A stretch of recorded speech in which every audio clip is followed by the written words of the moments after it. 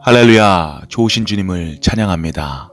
오늘도 주님의 평안이 여러분 모두에게 함께 하시길 주님의 이름으로 축원드립니다. 3월 1일 화요일 저에게 주신 하나님의 말씀은 레위기 1장 1절에서 17절까지 말씀입니다. 레위기 1장 1절에서 17절까지 말씀 우리 함께 읽도록 하겠습니다. 여호와께서 회막에서 모세를 부르시고 그에게 말씀하여 이르시되 이스라엘 자손에게 말하여 이르라. 너희 중에 누구든지 여호와께 예물을 드리려거든 가축 중에서 소나 양으로 예물을 드릴지니라. 그 예물이 소의 번제이면 흠없는 수컷으로 회방문에서 여호와 앞에 기쁘게 받으시도록 드릴지니라. 그는 번제물의 머리에 안수할지니 그를 위하여 기쁘게 받으심이 되어 그를 위하여 속죄가 될 것이라. 그는 여호와 앞에서 그 수송아지를 잡을 것이요 아론의 자손 제사장들은 그 피를 가져다가 회막문 앞 제단 사방에 뿌릴 것이며 그는 그 번제물의 가죽을 벗기고 각을 뜰 것이요 제사장 아론의 자손들은 제단 위에 불을 붙이고 불 위에 나무를 버려놓고 아론의 자손 제사장들은 그 뜬 각과 머리와 기름을 제단 위에 불 위에 있는 나무에 버려놓을 것이며 그 내장과 정강이를 물로 씻을 것이요 제사장은 그 전부를 제단 위에서 불살라 번제를 드릴지니 이는 화제라. 여호와께 향기로운 냄새니라. 만일 그 예물이 가축대의 양이나 염소의 번제이면 흠없는 수컷으로 드릴지니 그가 제단 북쪽 여호와 앞에서 그것을 잡을 것이요 아론의 자손 제사장들은 그것의 피를 제단 사방에 뿌릴 것이며 그는 그것의 각을 뜨고 그것의 머리와 그것의 기름을 베어낼 것이요 제사장은 그것을 다 제단 위에 불 위에 있는 나무 위에 버려 놓을 것이며 그 내장과 그 정강이를 물로 씻을 것이요 제사장은 그 전부를 가져다가 제단 위에서 불살라 번제를 드릴지니 이는 화제라. 여호와께 향기로운 냄새니라. 만일 여호와께 드리는 예물이 새의 번제이면 산비둘기나 집비둘기 새끼로 예물을 드릴 것이요 제사장은 그것을 제단으로 가져다가 그것의 머리를 비틀어 끊고 제단 위에서 불사르고 피는 제단 곁에 흘릴 것이며 그것의 모이 주머니와 그 더러운 것은 제거하여 제단 동쪽 재 버리는 곳에 던지고 또 그 날개 자리에서 그 몸을 찢되 아주 찢지 말고 제사장이 그것을 제단 위에 불 위에 있는 나무 위에서 불살라 번제를 드릴지니 이는 화제라. 여호와께 향기로운 냄새니라. 아멘. 오늘부터 레위기를 가지고 묵상을 시작합니다. 저번 주 수요일 날 담임 목사님께서 묵상 본문 미리 보기 시간으로 레위기에 대해서 전반적으로 말씀을 주셨습니다. 혹시나 보시지 못하신 분들이 계시다면 꼭 들어가셔서 보시기를 추천드립니다. 오늘 본문은 레위기 제일 첫 장인데요. 번제를 어떻게 드려야 하는지에 대한 규칙들이 나옵니다. 저는 오늘 말씀을 보면서 하나님이 원하시는 예배의 마음, 하나님이 원하시는 예배의 태도에 대해서 묵상한 내용 딱 두 가지만 여러분과 함께 나누기를 바랍니다. 먼저 1절과 2절 말씀 보시겠습니다. 여호와께서 회막에서 모세를 부르시고 그에게 말씀하여 이르시되 이스라엘 자손에게 말하여 이르라. 너희 중에 누구든지 여호와께 예물을 드리려거든 가축 중에서 소나 양으로 예물을 드릴지니라. 하나님께서 회막에서 모세를 부르셨다고 하십니다. 회막을 영어로는 Tent of Meeting 이라고 하는데요. 만남의 장소로 번역을 할 수 있습니다. 말대로 회막은 하나님께서 하나님의 백성과 만나시는 장소입니다. 그 장소로 하나님께서 모세를 부르셨고요. 또 모세를 통해 이스라엘을 부르신 것입니다. 죄로 인해서 하나님과 관계가 끊어졌던 인간이 이 회막이라는 만남의 장소를 통해 하나님을 만날 수 있는 길이 열린 것입니다. 하나님을 만날 수 있는 그곳, 그것이 바로 회막입니다. 그것이 바로 회막의 진정한 목적이고 의미가 되는 것입니다. 네, 회막, 만남의 장소에서 이스라엘 백성이 하나님을 만날 때는 어떻게 만나야 하는지에 대해서도 말씀하시는데 여러 가지 규칙들이 나오는데요. 먼저 2절 말씀에 이스라엘 자손에게 말하여 이르라. 너희 중에 누구든지 여호와께 예물을 드리려거든 가축 중에서 소나 양으로 예물을 드릴지니라. 만남의 장소에 와서 하나님께 예물을 드리려거든, 예물을 드리려거든, 이 말은 예물을 드리는 것은 강제성이 아니라 자발적인 것을 이야기해 줍니다. 주님께 예물을 드릴 때 누가 시켜서 하기 싫은데 억지로 하는 것이 아니라 자발적으로 예물을 드리라고 하는 것입니다. 사실 우리가 예물을 드리는 것은 쉽지 않습니다. 내가 가진 가축, 나의 돈, 나의 소유를 드리는 것은 훈련이 필요합니다. 하지만 기본적으로 하나님께 예물을 드릴 때, 예배를 드릴 때, 헌금을 드리고 봉사로 섬길 때 자발적으로 드리는 것이 우리가 가지고 있어야 할 기본적인 마음가짐, 기본적인 태도입니다.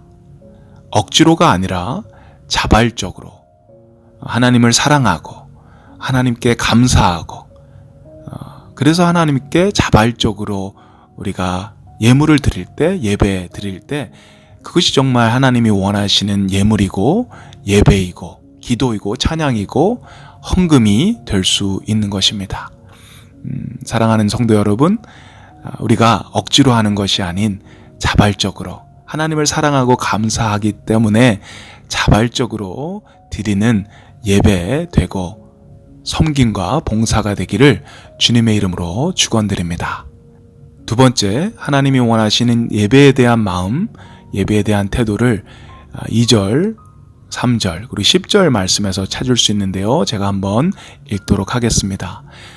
이스라엘 자손에게 말하여 이르라. 너희 중에 누구든지 여호와께 예물을 드리려거든 가축 중에서 소나 양으로 예물을 드릴지니 그 예물이 소의 번제이면 흠없는 수컷으로 회막문에서 여호와 앞에 기쁘게 받으시도록 드릴지니라. 10절, 만일 그 예물이 가축대의 양이나 염소의 번제이면 흠없는 수컷으로 드릴지니. 회막에서 하나님께 예물을 드릴 때는 소나 양과 같은 가축으로 예물을 드리라고 합니다. 이 예물은 가축이어야 합니다. 그리고 그 예물은 흠이 없어야 한다고 합니다. 가축 중에서 제일 이쁘고 잘생기고 건강한 가축을 뽑아야 합니다. 그 당시에 사람들은 직접 자기 손으로 가축을 키웠을 것입니다. 직접 그들의 손으로 그 동물이 어렸을 때부터 키워왔던 그런 동물이었을 것입니다.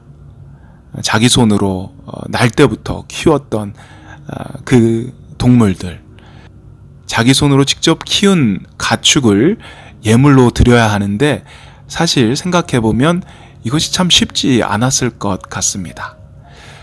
제가 어렸을 때 저희 집에서 키운 개 한 마리가 있었습니다. 그때 제가 아주 어렸을 때인데 한 5살, 한 6살 정도 됐을 때입니다. 그 개 이름이 쫑이었습니다. 종류가 어떤 종류인지는 모르겠습니다. 그냥 많이 섞인 그런 개였습니다. 조그맣고 털이 하얀색이었던 것 같습니다. 그 개를 얼마나 키웠는지 잘 기억이 나지 않습니다. 그런데 그 개와 마당에서 놀던 그런 기억들이 납니다. 그런데 어느 날 그 개와 이별을 해야 하는 시간이 왔습니다. 저희가 이사를 가게 된 것입니다. 이삿짐 트럭에 옮기고 저와 저희 할머니가 그 이삿짐 트럭에 같이 타고 새로 이사를 가는 그 집으로 향하게 됐습니다. 그런데 이사를 가는 그날 하루 종일 쫑이 보이지 않았습니다. 그래서 할머님께 물었습니다. 쫑이 어디 있냐고, 쫑이 보고 싶다고. 그랬더니 할머니께서 쫑을 팔았다고 하셨습니다. 7,000원 주고. 그 얘기를 제가 듣고 얼마나 서럽게 그 차를 타고 가면서 울었는지 모릅니다. 그 쫑하고의 이별이 저는 참 힘들었습니다. 사실 그렇게 정을 주거나 애틋한 마음은 없었을 것 같습니다. 예전에 한국에서는 대부분 개나 고양이를 집안에 들이지 않고 밖에서 키웠습니다. 저희도 그랬기 때문에 그렇게 정이 들지는 않았던 것 같습니다. 그런데도 제 마음이 너무나 아팠습니다. 그래서 자기 손으로 키운 가축을 예물로 바친다라는 것이 얼마나 힘들까, 얼마나 아플까라는 그런 생각이 들었습니다. 자기 손으로 키운 그 동물을, 그 짐승을 또 자기가 죽여야 합니다. 가죽을 벗기고 각을 뜨고 또 그 피가 회막문 제단 사방에 뿌려집니다. 그 소를 데리고 그 양을 데리고 그 염소를 데리고 회막으로 갈 때 그 길을 가면서 주인은 어떤 생각을 했을까요? 아무것도 모르고 주인이 가자고 할 때 쫄래쫄래 쫓아오는 그 모습을 보면서 그 짐승을 조금만 있으면 내 손으로 죽여야 한다라는 것, 그 피가 사방에 뿌려져야 한다라는 것을 생각할 때 그 주인의 마음은 어땠을까요? 저는 상상만 해도 참 어렵고 아팠을 것 같습니다. 그런데 하나님께서는 이렇게 어렵고 아픈 방법으로 예물을 바치라고 하셨습니다. 그것은 하나님의 의도적인 디자인이셨습니다. 하나님의 의도는 어떤 것이었을까요? 아마도 하나님께서는 이 소가 죽을 때, 이 양이 죽을 때, 이 염소가 죽을 때, 이 짐승이 너를 위해서, 너를 깨끗하게 하기 위해서 대신 죽는 거야. 너 대신에 이 짐승이 피를 흘리는 거야. 이렇게 죽어야 하는 거야. 이런 메시지가 여기에 담겨 있지 않을까 생각이 됩니다. 그래서 예배를 드리러 가는 길이 그들에게는 한편으로는 감사하고 기쁜 일이지만 또 한편으로는 너무나 미안하고 너무나 아팠을 것 같습니다.